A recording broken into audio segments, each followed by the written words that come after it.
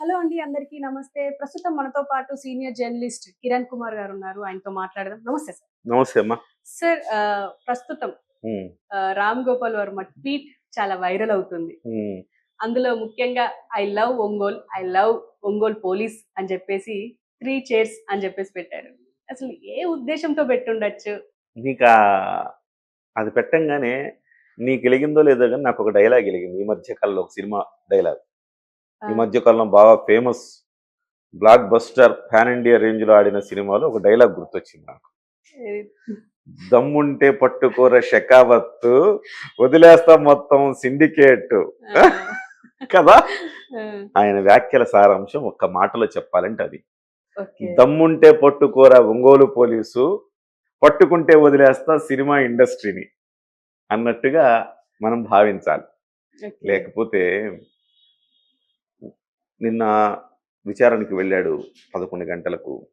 ఒక గంట వెయిట్ చేశాడు. 12 గంటలకు సీఐ రూమ్‌లోకి వెళ్ళాడు. 12 గంటలకు సీఐ రూమ్‌లోకి వెళ్ళగానే సీఐ అన్నాడు అక్కడి నుంచి విచారణ ప్రారంభమైంది. ఆ హ్మ్. విచారణలో ఏం చేశారో మొత్తం మీద ఒక 2 గంటల వరకు విచారణ చేశారు. ఒక 2 అవర్స్. విచారణ చేసిన తర్వాత 2 గంటలకు భోజనానికి పంపించారు. మళ్ళీ 4 గంటలకు రమ్మన్నారు. 4కొచ్చాడు. 4-9 దాకా విచారణ చేశారు. 9కి పంపించారు. ఇది జరిగింది. హ్మ్. ఈ విచారణలో ఏవో ప్రశ్నలేశారు చాలా వరకు. ఆయన ప్రతి ప్రశ్నకి దేనికి కూడా సమాధానం చెప్పలేదాయన. రామ్ గోపాల్ వర్మ చాలా మేధావి హారిక. చాలా మేధావి. సో, ఒక్కోసారి నేను చెప్తా ఉంటా. నా మిత్రుడికి చెప్తా. ఆ మిత్రుడు కూడా చాలా పెద్ద మేధావి. హ్మ్. నేనేం చెప్తానంటే అతనికి, నీ మేధావితనాన్ని మంచికి వాడు. అద్భుతమైన రిజల్ట్ వస్తది. నీ మేధావితనాన్ని నువ్వు చెడుకు వాడితే డిస్ట్రాయ్ అవ్వడం గాక నువ్వు డిస్ట్రాయ్ అయితావు. సో, నీకున్న అద్భుతమైన మేధోశక్తి మా ఎవరికీ లేదంత మేధోశక్తి. మీకున్నది. అది మంచికి వాడండి. అద్భుతమైన ఫలితాలొస్తాయి. సమాజం పరిఢవిల్లుతుంది అని చెప్తా ఉంటా. హ్మ్. అట్లా రామ్ గోపాల్ వర్మ కూడా అద్భుతమైన మేధోశక్తి ఉంది. సో, తన కేస్ అవసరమైతే తను లా చదవకపోయినా తన కేస్ తాను వాదించుకోగలిగిన నేర్పరితనం ఉన్నది డెఫినెట్‌లీ. రామ్ గోపాల్ వర్మకి. హ్మ్. సో, రామ్ గోపాల్ వర్మ ఇప్పుడు ఆయన ఏ ప్రశ్న పోలీసులేసినా దానికి ఆన్సర్ సరిగా చెప్పుండడు. చెప్పండి. తలతిక్క సమాధానాలు చెప్తాడు. సహజంగా మనకు అర్థమైంది. సో, కానీ పోలీస్ మార్క్ విచారణ ఒకటుంటది గదా హారిక! ఆ పోలీస్ మార్క్ విచారణ జరిగిందా లేదా అనేది డౌట్ ఇప్పుడు. హ్మ్. ఎందుకంటే ఆయన బయటకొచ్చిన తర్వాత ఆయనలో ఎక్కడ అలసట కనపడలా.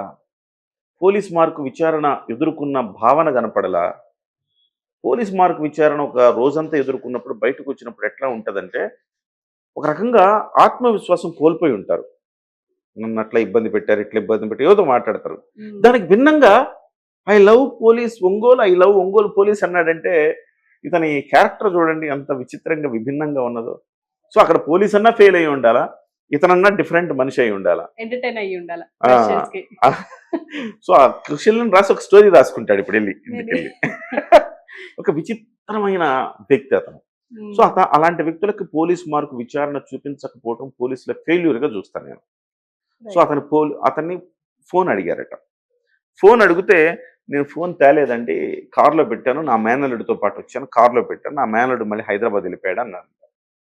హైదరాబాద్ ఎళ్ళిపోయారంటే మళ్ళీ వీళ్ళు ట్రేస్ చేశారంట ఫోన్ ఎక్కడుందని. హ్మ్. చేస్తే అది ఒంగోలు వైసీపీ పార్టీ ఆఫీస్‌లో ఉంది.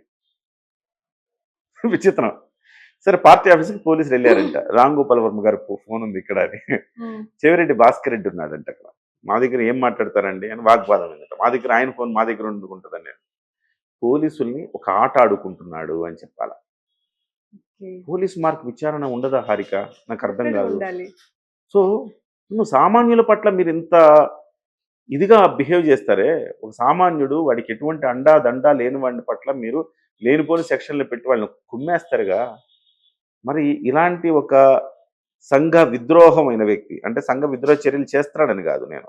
అంటే టెక్నికల్‌గా కాకపోయినా నైతికంగా సంఘ విద్రోహి ఇతను. హ్మ్.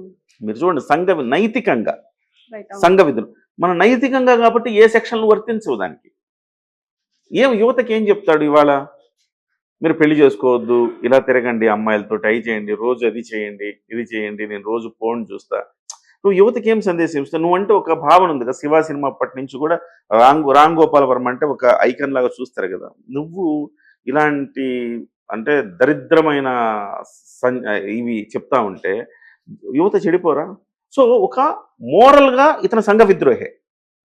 సో ఇతన్ని ఎట్లా ట్రీట్ చేయాలి? పోలీసులు ట్రీట్ చేయలేకపోయారు అట్లా. బయటకు వచ్చిన తర్వాత ఇంకొకసారి పోలీసు విచారణ అంటే ఇతను భయపడాల. ఆ భయపడేలా మీరు చేయలేదంటే పోలీసులు ఫెయిల్యూర్ అని నాకు అనిపిస్తోంది. సో ఇప్పుడు ఆ డైలాగ్ వర్తించదా? దమ్ముంటే పట్టుకోర షకావత్తు, పట్టుకుంటే వదిలేస్తా సిండికేటు. ఇప్పుడు ఆ డైలాగ్ నిజంగా అతను ఆ వెటకారం ధ్వనిస్తుంది చూడండి. అతని యొక్క దీంట్లో ఎంత వెటకారం ఉందో చూడండి. I love Ongole police 3 cheers అంటే ఇట్లా గ్లాస్ పట్టుకొని అన్నాడంటే అతని వెటకారం ఎట్లా ధ్వనిస్తుంది. పోలీసులను అవమానించట్లేదు అక్కడ. కనీసం ఇప్పటికైనా పోలీసులు తెలుసుకోవాలా ఎంత వెటకారంగా పోలీసులు ఎంత అవమానించాడు. అసలు నాకు ఇక్కడ ఏంటంటే ఇప్పుడు ఉన్నది కూటమి ప్రభుత్వం, వైసీపీ ప్రతిపక్షంలో ఉంది. అయినా మరి ఎందుకు అరెస్ట్ చేయట్లేదు? ఎందుకు అంత గట్టిగా మాట్లాడలేకపోతుంది పోలీస్ వ్యవస్థ? ఇక్కడ పోలీసులు చేస్తున్న తప్పు, ఈ ప్రభుత్వం చేస్తున్న తప్పు ఏంటంటే పలానా వాళ్ళని అరెస్ట్ చేస్తారంట అనగానే వాడు కోర్టుకి వెళ్తున్నాడు, నాట్ టు అరెస్ట్ తెచ్చుకుంటున్నాడు. ఏంది మీరు? జగన్మోహన్ రెడ్డి అట్లే చేశాడా? అసలు నారాయణని ఎవరికైనా తెలిసిన నారాయణని మంత్రి ఇప్పుడు ప్రస్తుత మంత్రి, అప్పట్లో మాజీ మంత్రి నారాయణని వచ్చి అక్కడ మాదాపూర్కి వచ్చేసి ఆ అదేంటి ఉంది అక్కడ ఫర్నిచర్ స్టోర్ అయిన ఐకాన్ ఐకియా దగ్గరకు వచ్చి ఆయన్ని మార్గ మధ్యలో ఆయన కారు ఆపి ఆయన ఆ కారులోంచి పోలీస్ జీపులో ఎక్కించుకుని వెళ్ళిపోయిన తర్వాత ఎక్కడున్నాడో తెలియదు నారాయణ, ఎక్కడ పట్టుకెళ్లారో తెలియదు నారాయణ, అసలు నారాయణ ఎందుకు అరెస్ట్ చేసినా తెలియదు. అది police mark, Jaganmohan Reddy mark అంటే. మరి ఈ ప్రభుత్వంలో ఏం చేస్తున్నారు? వెళ్ళేసి సరదాగా రామ్ గోపాల్ వర్మ డన్కి వెళ్ళేసి వర్మ ఉన్నాడా అంటే లేడు అన్నాడు. వర్మ ఎంత ఎంత భయంకరంగా పోలీసులను ఎంత అవమానించాడంటే ఇక్కడ ఆర్టీవీలో ఒక ఛానల్కి ఎక్కడో ఛానల్కి వెళ్ళి మాట్లాడాడు ఆయన. నేను లోపలే ఉన్నాను, మా వాళ్ళు లేరని చెప్పారు, బయటికి వెళ్ళిపోయారు. లోపలికి వచ్చి పోలీసులు అంటే లోపలికి వచ్చి ఎంక్వైరీ చేయరా, చెక్ చేయకుండా వెళ్ళిపోయారు. అది వాళ్ళ తప్పు కదా అంటున్నాడు.